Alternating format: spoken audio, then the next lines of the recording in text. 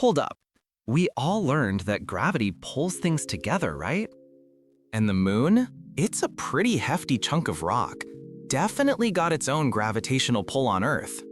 So logic would tell you we should be slowly, or not so slowly, spiraling right into it. But obviously, that's not happening. So what gives? Is gravity just playing favorites?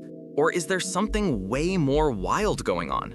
Okay, so you've just dropped a totally valid question. And trust me, it's not as simple as gravity pulls, things fall.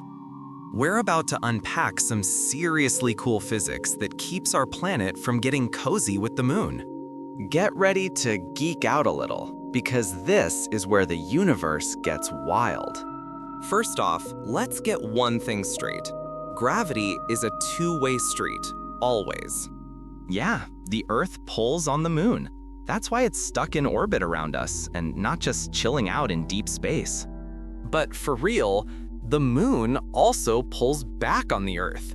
That's what gives us our ocean tides, dude. It's not just a gentle tug, it's a constant mutual attraction.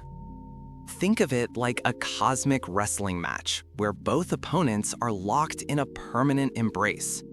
Neither one is just sitting there, waiting to get pulled in. Both are actively pulling on each other, all the time. Now, here's where it gets kinda wild and why we're not just slowly spiraling into a lunar smooch. Our Earth isn't just hanging out, stationary, waiting for the moon to come get it. Oh no, our planet is hauling. It's zipping through space at an insane speed. This isn't just some casual stroll. It's a full-on sprint, around 67,000 miles per hour around the sun, and it's got its own velocity relative to the moon. This brings us to a super important concept, inertia. That's the straight-up tendency of any object in motion to stay in motion, in a straight line, unless something else acts on it. So you've got gravity pulling Earth towards the moon, right? And you've got Earth's incredible forward momentum trying to keep it going in a straight line, away from the moon. These two forces are perfectly balanced in a celestial dance.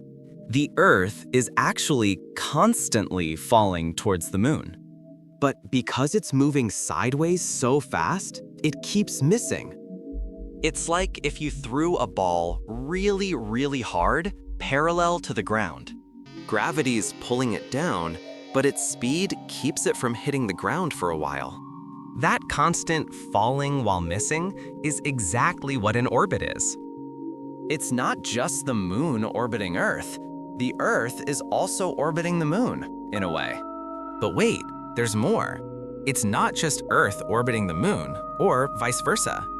Both the Earth and the moon are actually orbiting a common center of mass. We call this the barycenter.